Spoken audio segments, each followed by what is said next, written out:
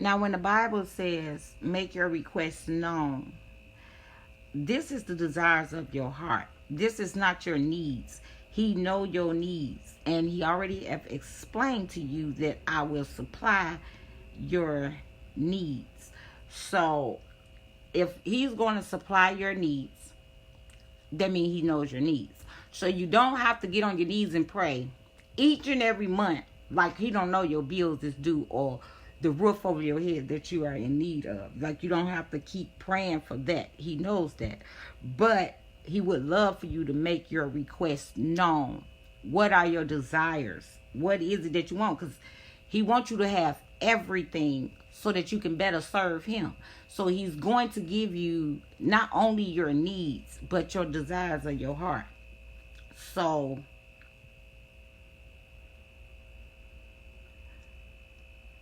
if you praying for the same thing each month, your bills, you hungry, you ain't got no clothes, you really have zero faith and a whole bunch of doubt.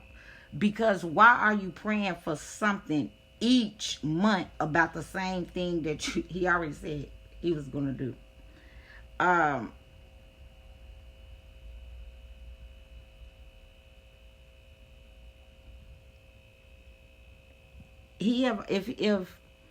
If your mother and father already said that they gonna take care of you, or when they take care of you, or they go buy you something new and or get you something, you praise them.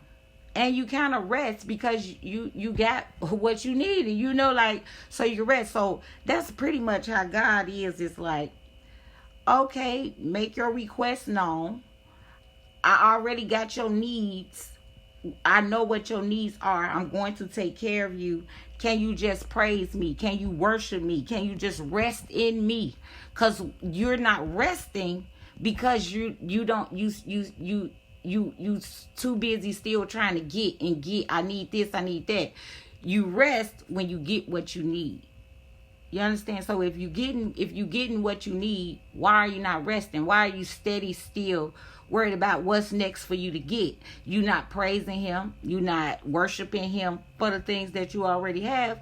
So, but you steady needing. You get one thing, oh, I need this, I need that. But when you gonna rest and let him just do his job?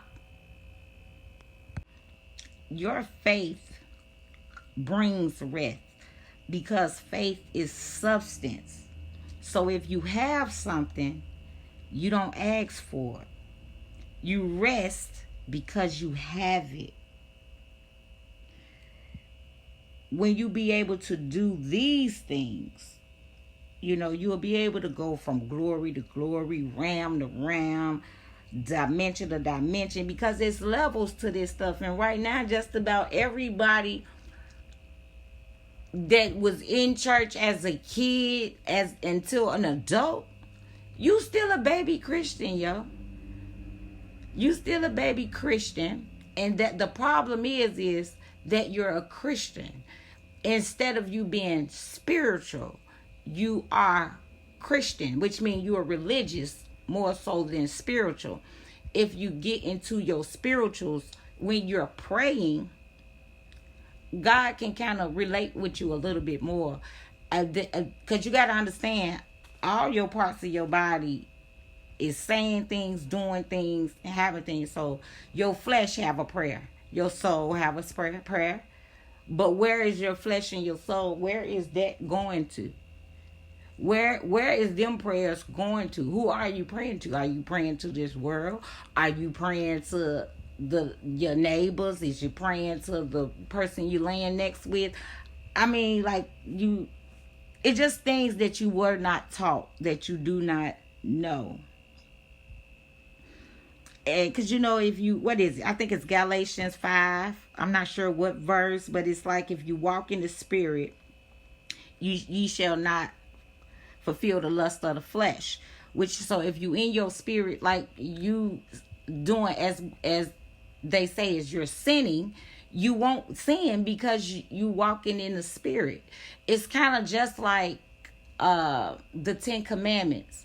that each church makes sure that, oh, you don't follow, oh, you going here, you doing this. Them they is not made for you to keep those commandments, because the scriptures before that tell you how you'll be able to keep those commandments.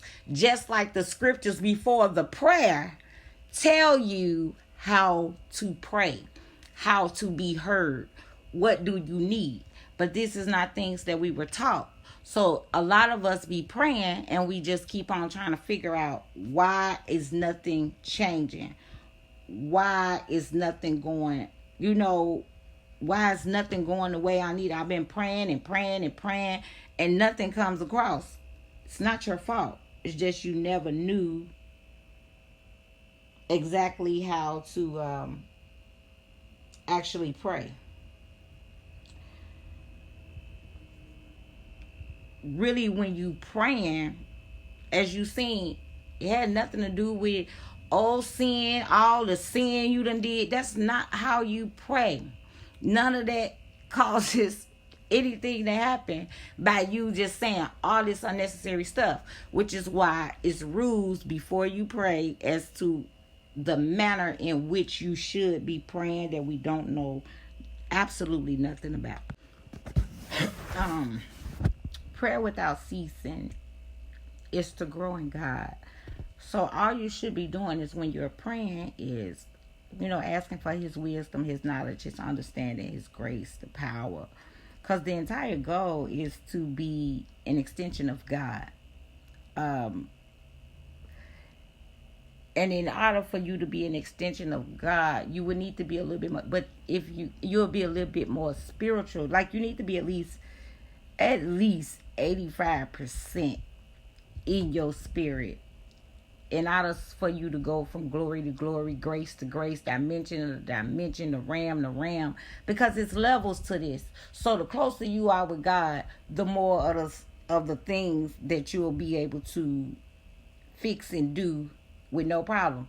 Because the Bible clearly says, go out and heal, deliver, raise the dead, and cleanse leprosy. But for some reason, we all keep praying for these things to happen when that's not what he's telling us to do.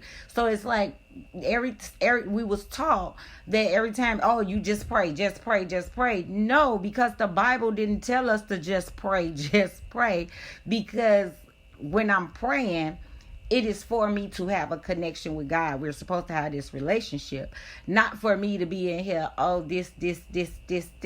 Okay, so this is how you know the difference in your prayers. So when you're praying in your spirit, it's to be closer to God. When you praying with the flesh, you should be saying, Lord, I'm praying because I need a change in my physical life. The pain of this physical life is just entirely way too much for me. I need you to help me out of this physical form, this flesh. That's the prayer of your flesh. When you are praying in your soul, that's, oh, I'm so heavy. I need this. I need that. I want this. I want that.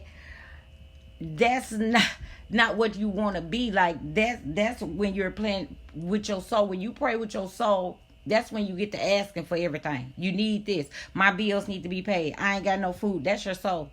Your soul telling you that. Your soul is also the part that gets your heart broke. That all that stuff, that's your soul. All that's a part of your soul. So I would much rather be in my spiritual prayer, because in my spiritual prayer, all these other prayers, your soul and your flesh, they'll kind of dwindle off. You won't be saying you need, because you already know you got it. Because that relationship you got with God ensures that you are to be the beneficiary of everything of your inheritance.